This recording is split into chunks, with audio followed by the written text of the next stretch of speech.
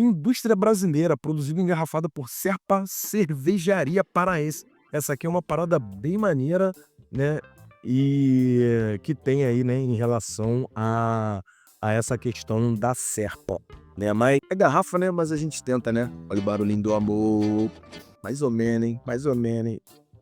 A Cepa é uma cervejaria de massa regional. Acho que eu posso definir ela como uma cervejaria como uma cervejaria desse porte, né? Porque ela sempre foi uma cervejaria que pensou em fazer cervejas para grande massa, cerveja mainstream, lagers leves de serem consumidas, né? Pensando, né, em fazer cerveja para prateleira de mercado, né? Mas sempre foi uma cervejaria que fez sempre muito sucesso lá pelo estado do Pará, né? Por isso uma cervejaria regional, né? Para quem não me conhece, aqui Júlio César, diretamente dos Alpes Tijucanos, desbravando junto com você o universo cervejeiro para que a experiência não doa no seu bolso nem assuste o seu paladar. Vindo aqui na tacinha da Teresópolis, né? Escolhi essa taça aqui a dedo porque temos muito a ver, temos muita coisa a ver. Ó, rapaz, coisa linda isso. Porra, douradona, né?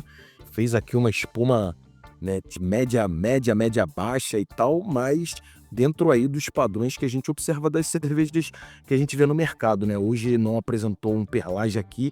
Digamos que aqui ela tá com, pô, até tem um perlagezinho aqui tímido, mas temos pô, um douradão aqui, né? Um douradão brilhante, como um ouro velho, né? Que ela apresenta, bem maneira. Geralmente as cervejas, né, as lagers, né, que a gente pega aí de prateleira de mercado, elas têm um amarelo mais claro, douradona, mas um amarelo ouro mais claro, né? Um amarelo, né, às vezes até palha, mas pô, apresentou aqui bem maneiro, a espuma bem fininha, com algumas bolhas irregulares, mas já tá descendo um pouquinho aqui.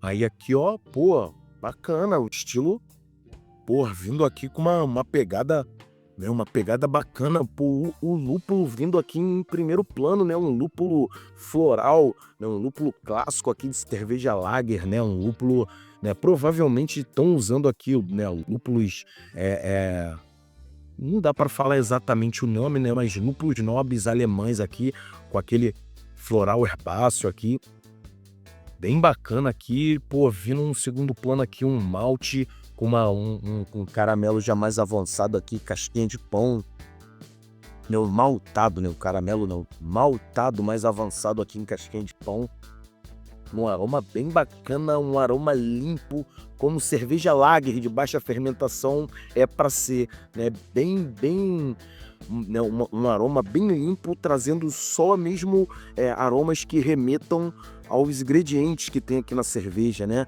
Um lúpulozinho floral, pô, um maltado aqui com uma cocção suave, né? Um cozimento suave, saúde, paladar aqui, pô, bem maneiro.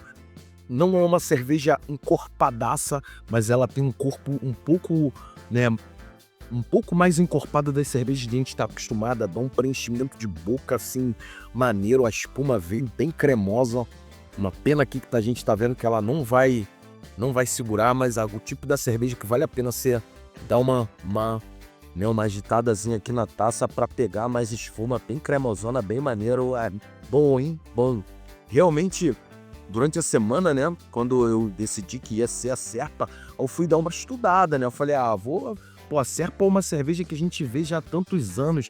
Tem tem a questão da cerveja Tijuca, né, que a galera achava que era uma cervejaria aqui do Rio, uma cervejaria aqui da Tijuca que fazia, e na verdade a Tijuca é uma cerveja da cervejaria Serpa, que é uma cerveja que a Serpa fez em homenagem ao Rio de Janeiro, né? Porque lá nos anos 70 e 80, geralmente a galera que não curtia Brahma e Antártica, que eram praticamente as únicas opções de cerveja que tinham na mesa, né, nas décadas de 70 e 80, tinha Malte 90 também, mas a Malte 90 era mais tirada como uma cerveja de segunda categoria naquela época.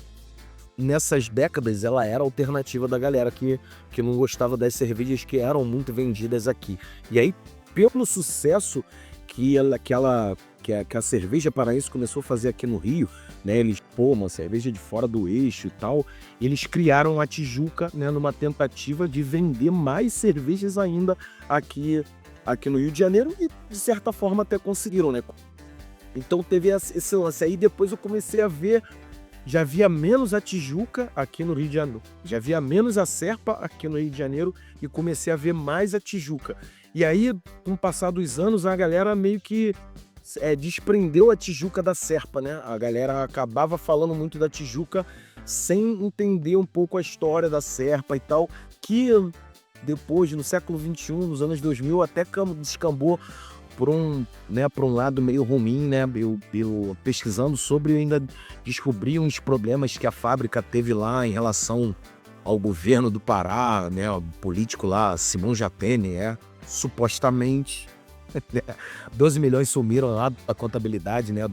Que segundo investigações na época teriam sido dadas para a campanha do Simão Jatene, só que, por sua vez, não declarou no caixa da campanha a entrada desse dinheiro, nem no caixa do partido a entrada desse dinheiro e tal. Deu mó treta lá, isso manchou pra caramba a imagem da empresa, né, junto aos paraenses. A empresa acabou entrando num declínio por conta dessa crise, né, de imagem, né, e tal. Mas aí, ali pelos anos de 2010, o então CEO, né, presidente da empresa, se afastou. A empresa familiar também, né, deixando com outras pessoas da família para cuidar da empresa, e aí eles começaram a conseguir uma virada, né, na empresa. E agora, nos últimos anos, né, não sei exatamente quando é que foi, mas acho que, esqueci agora, Portal Tela. E aí agora, né, depois de uma recuperação da imagem da Serpa, depois de várias tratativas até com a Ambev, né, para recuperação financeira, da Ambev utilizar excedente ocioso da fábrica para poder fazer um caixa, e eles começaram a conseguir fazer um caixinha aí de 5 milhões por mês e começar a recuperar aos poucos, né, a cerveja, a imagem, a fábrica, né, a saúde financeira da cervejaria. E agora, há pouco tempo, eles firmaram um contrato de distribuição com a Coca-Cola, o que é bem maneiro. Por isso até eu escolhi a tacinha aqui da Teresópolis, né? Porque a Coca-Cola comprou a Teresópolis do grupo Arbor. No ano passado, não, acho que foi em 23, comprou a Teresópolis, né? Comprou a marca Teresópolis do grupo Arbor. Então agora a Coca-Cola aqui no Brasil, ela é detentora da Teresópolis, ela distribui Estrela Galícia e ela distribui a Serpa. Então, provavelmente, a gente vai ver muito mais essas marcas, né? Tanto a Teresópolis, que a gente já vê bastante aqui no Rio, mas quem é para fora do Rio não vê tanto Teresópolis, quanto a Estrela Galícia, né? Que está colocando muito dinheiro aqui no Brasil também. E aí a Coca-Cola está fazendo essa distribuição dessas marcas e vai ser bem mais comum aí fora do eixo Rio-São Paulo começar a encontrar mais dessas cervejas por aí. Mas, pô, bem bacana. Vou dizer que eu não esperava, pô, uma cerveja aqui, pô, nesse nível não, tá? Realmente, perfil que agrada um pouco mais o brasileiro, né? Uma cerveja seca, mas que remete mais ao malte do que ao lúpulo.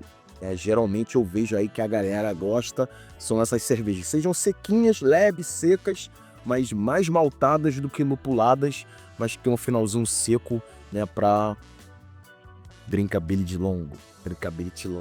Aquela parada. Como de praxe, aqui no final do corte, vou deixar aqui, ó, a playlist para você dar aquela maratonada, se inscrever no canal também. Pô, vai fazer seu amigo muito feliz. E vamos que vamos. Mais uma pra conta.